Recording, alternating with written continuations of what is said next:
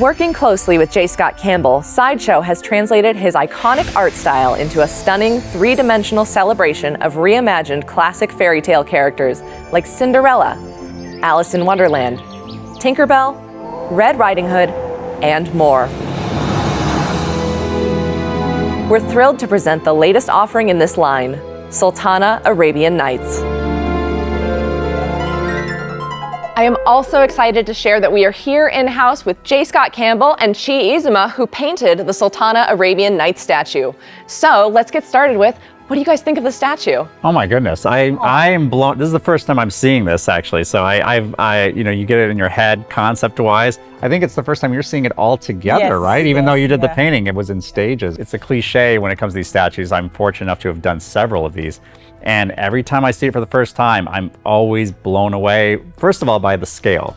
Because even though I know the scale we work in, there's something about when it's all put together, you're like, oh my gosh, that is so much more presence. And that almost is always the case. And this one is no exception. Almost looks like it's lit up, but it's not. It's crazy. I couldn't be happier. And Chi, how do you feel? Yeah, I'm really happy how everything came out, and the whole color combinations works great with everything, like hair to the base, the carpet. So I'm really happy. You work traditionally a lot in 2 dimensions. Yes. How is it translating into 3 dimensions? How closely did you work with the sculptors? And then were there some particular challenges about, especially like this piece? This one had no shortage of challenges. Very early on, there's an original piece that this is based on from my Fairytale Fantasies calendar series.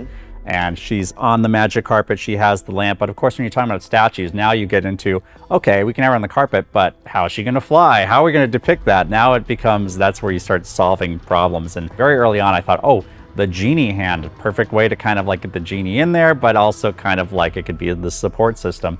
And that sounds good in theory. Then you got to get into the engineering of it. And that's like, well, how is it going to structurally hold it? Where are the points where the fingers need to be to hold the whole thing up?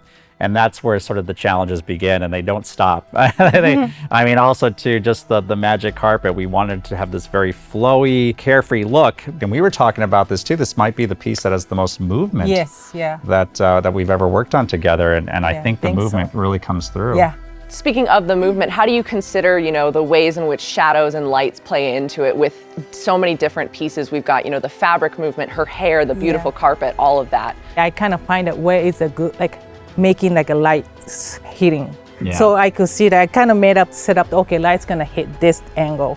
So try to make that focus on it so that whatever the place the invisible lights hit, kind of start getting the highlights, all this stuff that also enhance that more movement and the flows, And there's so many textures too. You've got her skin tone, which is more matte. You've also got the sort of the fabric. Fabric is a satin. Yeah, the fabric almost has almost like a car finish or something. It's very sparkly. You get the translucence of the flame and the genie hand, the metallics of the carpet mixing with the more sort of like matte fabric color. I mean, the textures is what really comes to mind on this one in particular. I mean, we've had some that texture comes into play more than others, but this is like, it's firing in all cylinders with this one. Yeah. I mean, I had a great time though, just testing out, make sure everything works together color-wise. One thing too to say okay, this is the basic idea. We want her to have this kind of color carpet, this kind of color for the genie. It's another thing to sort of see that she gets just knows right where to put the little highlight on the palm, or knows how to fade it into a purple and stuff like that.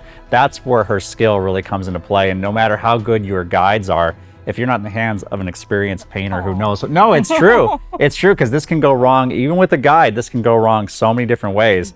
And I think that's where the experience really shows. Every time I work on your project, I really enjoy it. Always challenging. That's great. It is challenging. I don't make it easy. But it's fun. But so I know his colors, the theme, like a signature style of the even color, what he's looking for. So when you see this color, you could kind of have a trace of it. Oh, that's a J. Scott Campbell piece. So make sure that if you have this piece, if you have another his piece, you put it next to each other. They look like they belong. Walk tight together. But yeah, like you were saying, a lot of these pieces that maybe have a secondary character element. I'm thinking Alice in Wonderland. I'm also thinking of the Evil Queen. Yeah. You've got that complementary element. They exist in the same space, like Alice and the Cheshire Cat. They exist in the same world, but one doesn't necessarily detract from the presence of the other. Something I've learned through this whole process is very early on, you know, there was always the discussion, well, what is the base? What is the base? You always think about that stuff. And I used to be very overly, right off the bat, I'd get too elaborate with the bases. And very quickly they're like, well, you know, you can't do an entire staircase for Cinderella. You have to figure out another way. So now I approach these much more from the point of view of like, how can you hit certain elements and create a presence of a world without going crazy. Even as subtle as something like the Red Riding Hood one, where you saw the footprints of the wolf. We had the branches, which gave this sort of foreboding of like claws coming around. And I think in this one, it's so great too, because again, it's not like you're talking about you've got a lot of structure or other elements, but it's got a presence and it certainly creates a world. The viewer will look at this and go, oh, I totally can picture what's beyond this. This is painting a picture that is very easy to fill in. Especially because our sculptors haven't figured out how to make an actual flying statue just yet. So I keep pushing on it. It's a creative solution. Yeah. One of these days we'll get there, but. Well, one of the things, of course, that draws people, especially to your comic book variant covers and all of the Fairytale Fantasies characters is that portrait work. How do you go about translating those portraits into a three-dimensional? Yeah, well, in this particular case, because we wanted to play up more of the region and the historical context of the character. We wanted her facial features to have more of that ethnicity shine through. So she has like a stronger bridge on her nose. Her eyes are a little more almond. We definitely gave her darker eyes in the paint. I think some of her features too, the eyebrows are a little more pronounced as far as the richness.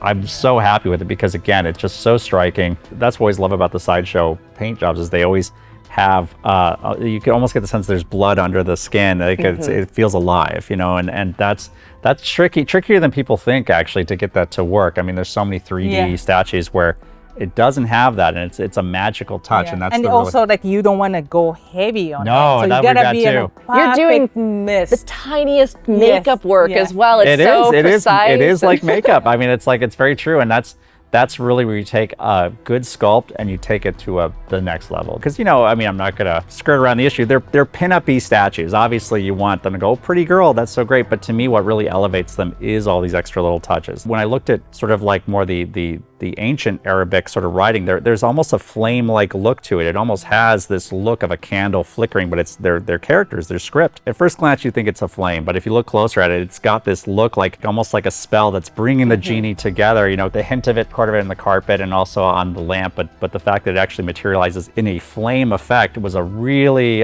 challenging effect, but I really love how it turned out. Before we leave, I want to ask a question that I'm sure a ton of our collectors are wondering. Can we expect more from you and Sideshow in perhaps this line or outside of it, or is there something in the works that they can hold on to? I can definitely say that there is more Fairytale Fantasies to come. We are actually in the midst of several new sculpts. That's about as much as I can say, but every bit as exciting as what we're looking at right here. I cannot wait for people to see what we're working on. So yes, the answer is yes, we're definitely doing some more. That was an appropriately teasy tease. And for now, of course, collectors are getting their first look at the Sultana Arabian Nights statue from the Fairytale Fantasies collection. Thank you, J. Scott Campbell. Thank you, Chi Izuma. Thank you, Amy. Thank you, Thank you. Such an amazing piece to have here for you guys. If you want to check out that Fairytale Fantasies collection, you can go to sideshow.com to see this and all the other pieces available. We hope you get a chance to add it to your collection, and we hope you enjoyed the interview. Thank you all for watching, and as always, don't forget to let your geek side show.